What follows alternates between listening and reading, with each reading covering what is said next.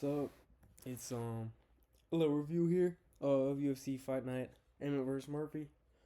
Um, it was a, I mean honestly, it was not the best card we've had in recent memory.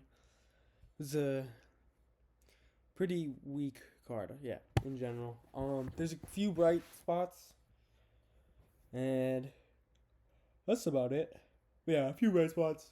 I think the Davy Grant versus Daniel Santos fight definitely would have made the card better. I think seeing Martin Budai get knocked out by Kennedy and Zachukwu would have been nice as well. But, oh well. We got the fights that we got. And they turned out alright, I guess. I mean, it's still MMA. But yeah. Alright. This one, Toledo Alensar versus Vanessa Demopoulos. I mean, damn, I didn't realize how dead even they were before the fight. Toledo Alensar was far better. Surprisingly, I did not expect all this. But she dominated her. Grappling. Went for a sub early, didn't get it. Outstruck her too completely. I think one of the judges had a 30-26. I mean, it was a domination by Lensar. Yeah, I don't think Demopoulos might not be. That might be the end for her. I don't know. We'll see. Next, Martin Budai versus Uran Satibadiev. I wanted Uran to come in there and win. I wanted a good heavyweight prospect. I didn't realize bro's a light heavyweight. Like, he's a light heavyweight. He should not have been in this fight. He was way too small compared to Budai. Budai, obviously, what did they say? I mean, they kept talking about it the whole fight. 280 versus 220. 60-pound difference. I mean, it was noticeably annoying. And Uran did well enough. I mean, I had it 29-28. I had him winning around. Uran at least. Budai is probably the worst 7-1 UFC fighter of all time. But, you know what?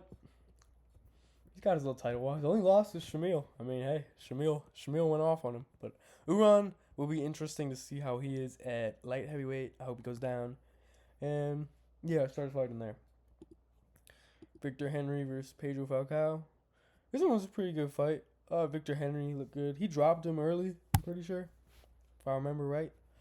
Dropped him early. Falcao took back the second round, I thought. And then Henry got the third. I mean, he was pretty clear till we had 28, I thought. Good performance from Henry.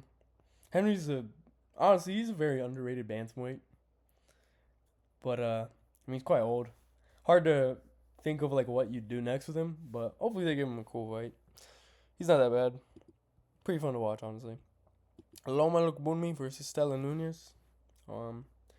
Considering how much of a favorite Loma was, this fight was a bit closer than it should have been. Stella Nunez, though, might be one of the worst. She might be the worst UFC fighter in history based off of, like, statistically. She's 0-5. I don't imagine that she has another fight here. Loma, cool for Loma, I guess. I don't really know how many women's fighters there are, but I'd imagine she can get a ranked shot. I feel like there's a lot less. Reese McKee, Daniel Frunza. This was a fucking war in the first round. I mean, what the hell? How many? McKee dropped Frunza like 4 times. And then Frunza kind of started fighting his way back into it towards the end, but the doctor was like, nope, at the end of the round. Frunza's a warrior. I don't know if you saw Dana White's story. His lip was all busted as well. Like, after the fight. I mean, he's a warrior. Can't hate on a warrior. But, yeah, McKee did well. Much needed win. I think he was 0-4? 0-3 in the UFC prior. So, yeah, it would have been rough for him to lose. Ooh. But, yeah, I mean, yeah, Frunza's interesting. I mean, I'll be interested to see his next fight. Reese McKee, same. They both kind of... This might have been the brightest... Not the brightest spot in the card, but it's up there. Next, Dion Barbosa versus Diana Belbita. Oh, I didn't realize Barbosa was a minus 1,000 favorite. Yeah, I told y'all that I had Barbosa by sub. I thought that was like a pretty definite thing. I didn't realize she was that absurdly favored though. But yeah, it was done well. Barbosa, I guess, probably should fight a ranked person now, because she got it done quick and she looked good doing it. So yeah, it'll be cool to see what she does. Papita's pretty, but she just ain't got all that in fighting, sadly. This fight was the worst fight of all time. Torrez Finney, Robert Valentine. I don't even know what to say. Finney, he threw 4 strikes the whole fight and just held him against the fence. That one judge gave it a 30-27 for Valentine, even though it felt like a 30-27 for Torrez in a way, or a 29-28 Torrez. Actually, that's what it felt like. But I don't know. I mean, Robert at least tried to fight. Torrez just did that bullshit. Torrez needs to fix that. I mean, people were already hating it. Now it's like the Dana White stuff. I said this shit was gonna. I mean, I don't know. He's just a big power guy. He just holds people down. It's a tough watch. I don't know. Give him Bo Nickel. I don't know. Give him somebody like that to like neutralize him and submit him or something. Ode Osborne, Louis Gurul. What did I tell you? I told you Ode was gonna win. I mean, Gurul won the first round. I told you Gurul was way too slow for him. Ode is fast as hell. Ode's like an unranked Manel Cop. Obviously, we saw what happened when Cop and Osborne fought. But like he's like I don't really mean like an unranked Manel Cop, but that's kind of like the style. He's like the same speed at flyweight. Nice striking. I mean, it was so clean. Clean left hook. I'm an Ode Osborne supporter, so I was happy about this. Not gonna lie.